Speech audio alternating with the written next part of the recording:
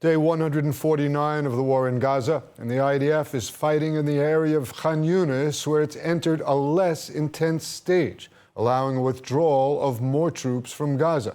But the intense clashes with remaining Hamas operatives are ongoing, and there were losses. Over the weekend, 3 soldiers were killed and 14 others injured when they entered a booby-trapped building on a logistic route that was thought to be under the Israeli forces' control. The army is continuing targeted operations on remaining Hamas strongholds that have suffered severe blows since the start of the war. In the town of Abbasan al-Saghira, the IDF said troops located a hideout apartment used by Hamas where weapons including anti-tank missiles, drones, sniper rifles, assault rifles, grenades, RPGs, and other equipment was stored. Operating in Khan Yunis, the 7th Armored Brigade troops operated in eastern suburbs not yet reached and raided the homes of Hamas commanders and operatives hiding in a school. At the home of Hamas officials, the IDF says troops found RPGs, explosives, assault rifles, and other military equipment.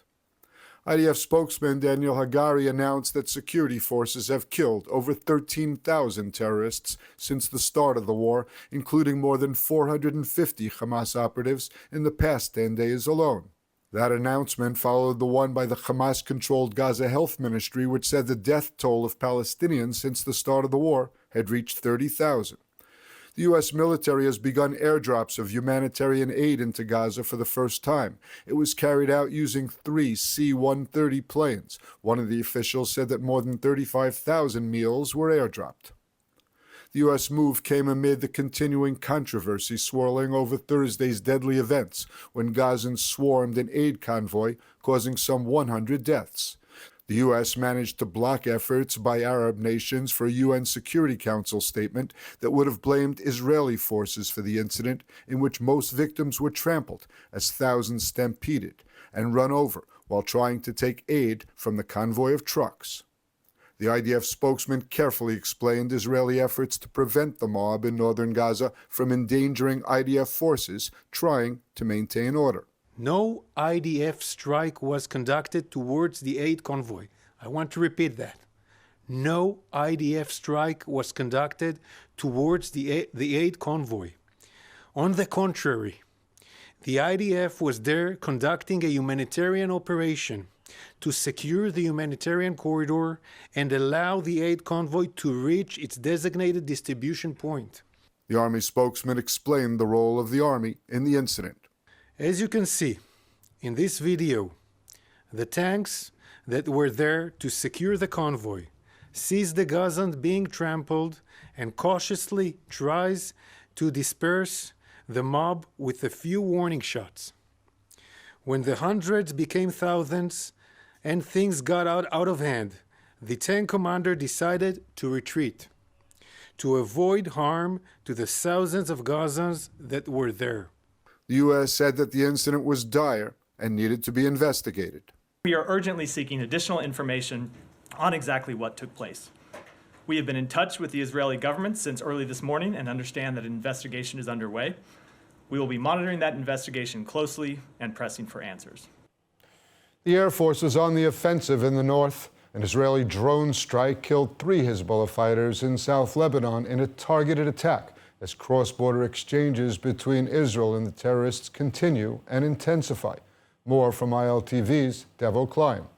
The 3 Hezbollah operatives were killed when their car was targeted on the coastal road near the town of Acre. One of the men was a Hezbollah weapons technician. The IDF footage shows a drone striking the vehicle, transporting a number of terrorists who launched rockets into Israeli territory. A number of rockets launched from Lebanon by Hezbollah fell in northern Israel in the area of Margaliot.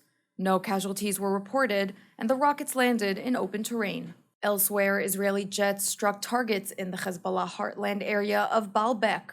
2 Hezbollah members were killed in a strike near the town of Adus. The strike in Baalbek demonstrates the extent to which Israel has discarded previous rules of engagement, expanding to hit wherever Hezbollah targets are found. Israel has a clear tactical advantage over its Iran-linked foes. Some 230 Hezbollah fighters and 10 IDF soldiers have been killed in the exchanges since the start of the war in Gaza. Meanwhile, a member of Iran's Revolutionary Guard Navy serving as a military advisor in Syria was reportedly killed in a suspected Israeli strike on Friday.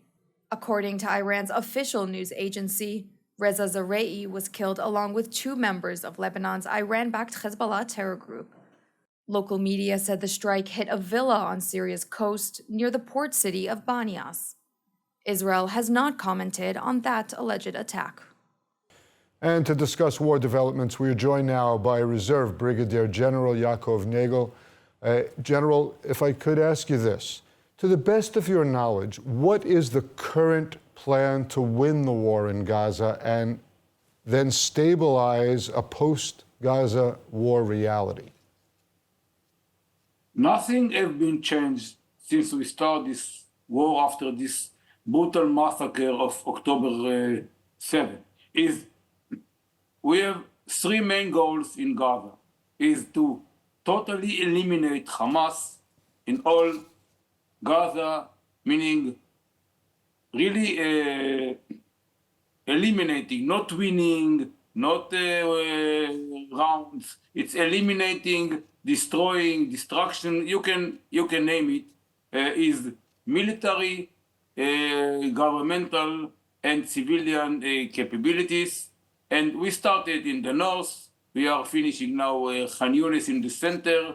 We have one more place to go. It's Rafah, and of course the border between Rafah and Egypt, where most of their ammunition came in the past, and we have to make sure it won't come in the future. So this is the first thing.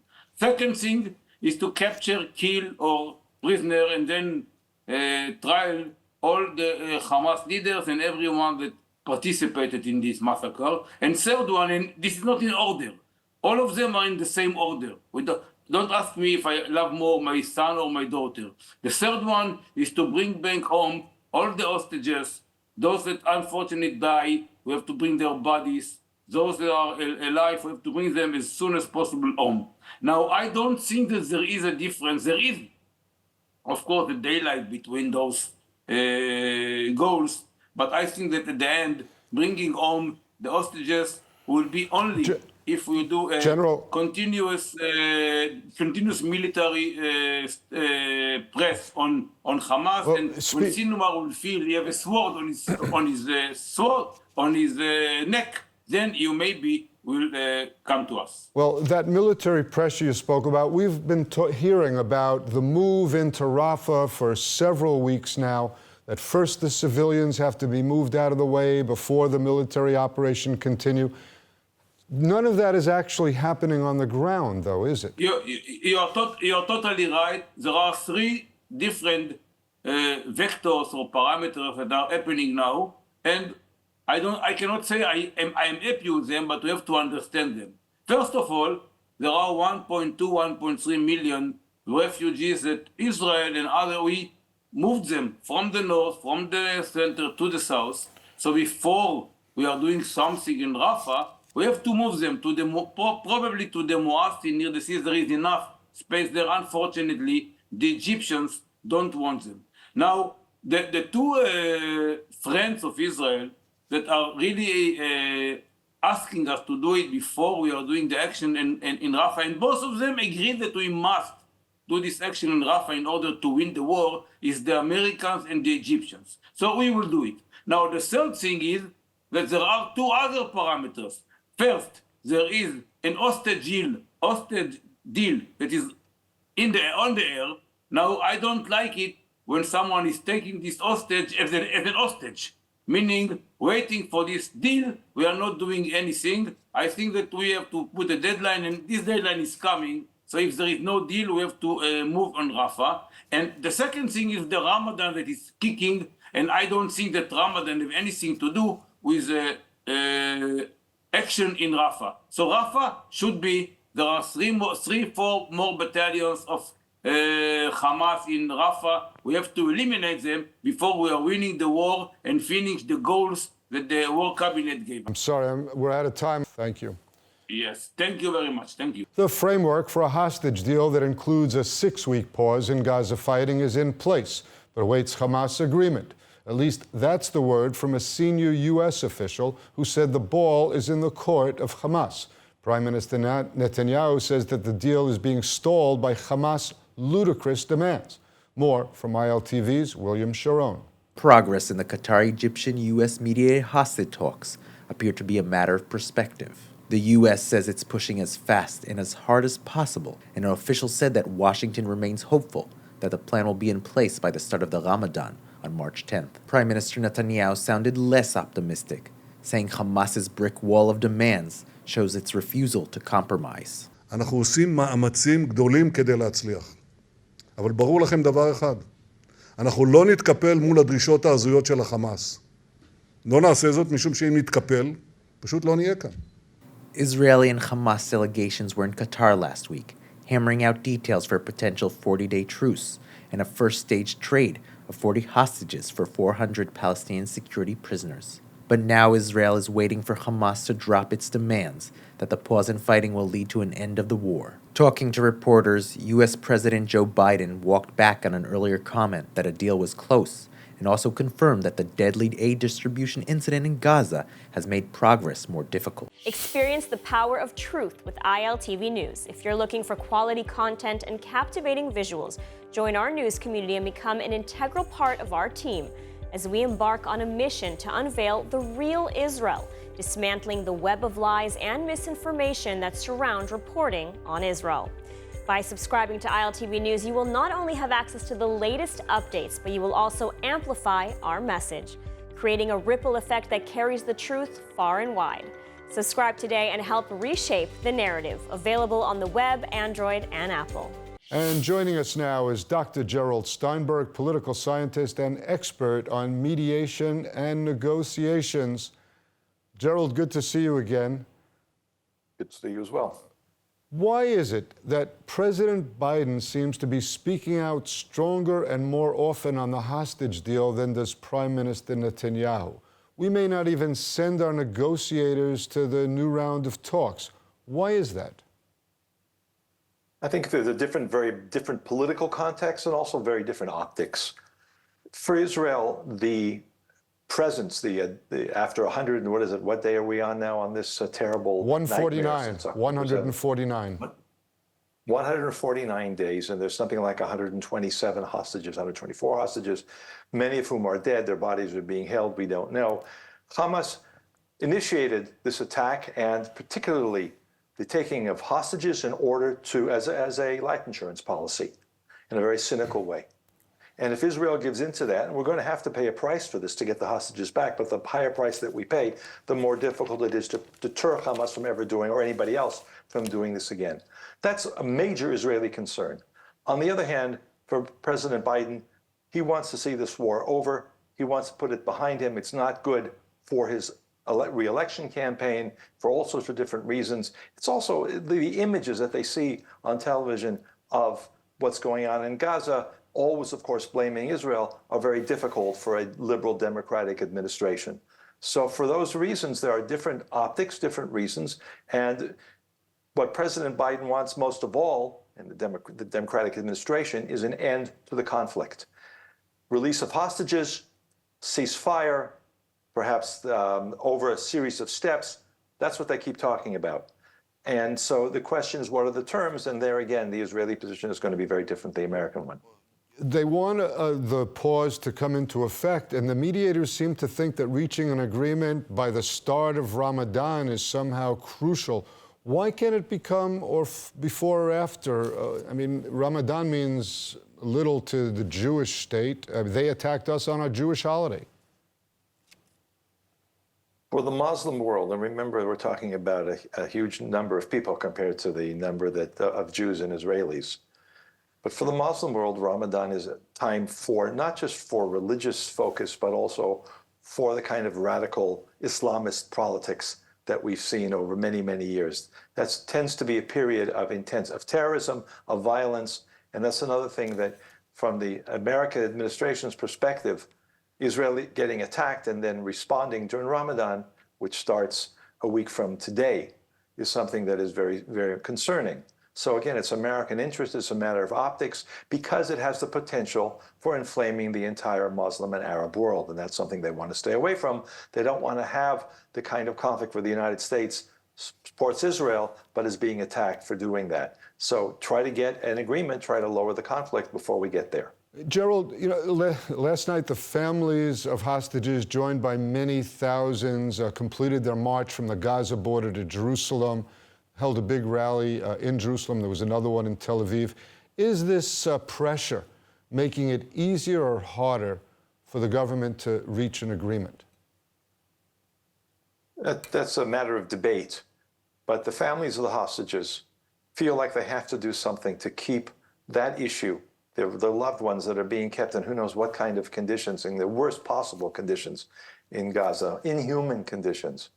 They want to keep that issue very much at the top of the world agenda and the Israeli agenda. And therefore, they're doing marches like this and other events. So it's understandable. What effect that has? Well, a number of people, including Prime Minister Netanyahu, have said that has a counterproductive impact on the negotiations, because it highlights the value of those hostages, and therefore Hamas can extract a higher price. More terrorists being released, which Israel's refusing to do. By the way, one of the most important aspects of this, which doesn't get discussed, Hamas has refused to turn over a list of the hostages that are alive. That's what I wanted to ask you before we run out of time. They're claiming that many of the hostages are dead, either taken as bodies on October 7th or killed in Israeli airstrikes. But 149 days later, how many of the hostages do we believe are still alive? We're demanding a list. Are we going to get it? Hamas is playing to the very last inch of their capabilities.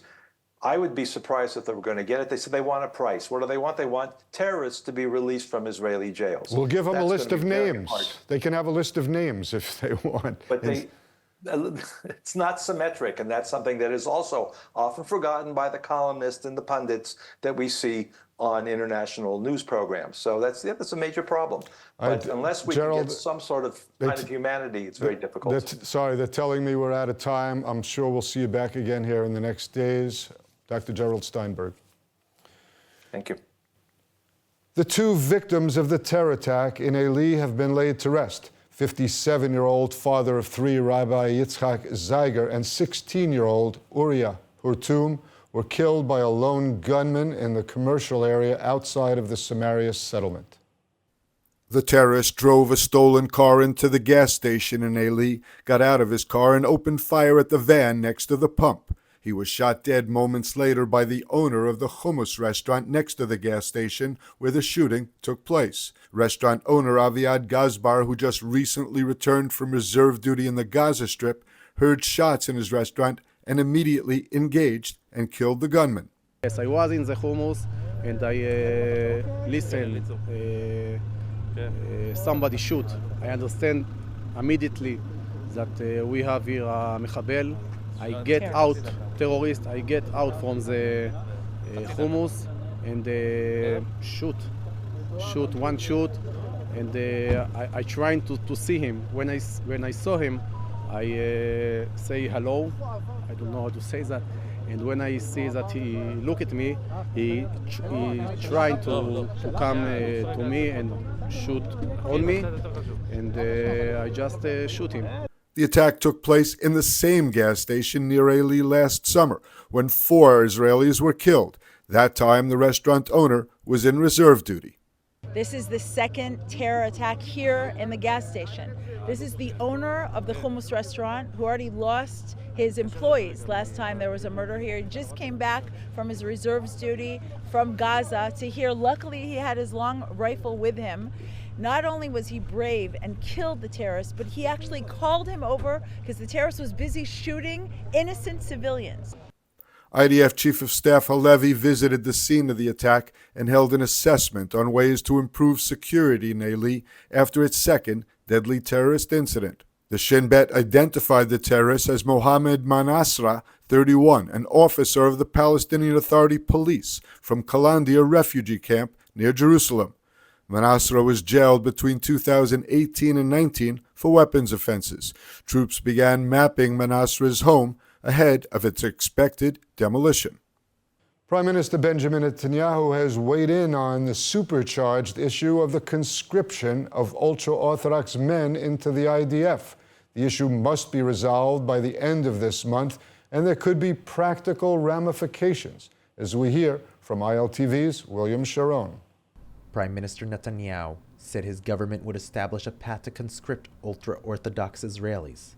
The comment followed the challenge gambit placed by Defense Minister Gallant, threatening to block a law that would allow the continuation of exemptions unless the government reached an agreement, paving a path for ultra-Orthodox enlistment. אנחנו נקבע יעדים לגיוס חרדים לצה"ל ולשירות האזרחי. ואנחנו נקבע גם את הדרכים להבטיח את מימוש היעדים הללו. אפשר להשיג הסדר זה בלי לפלג את העם ובלי להסית נגד אף ציבור.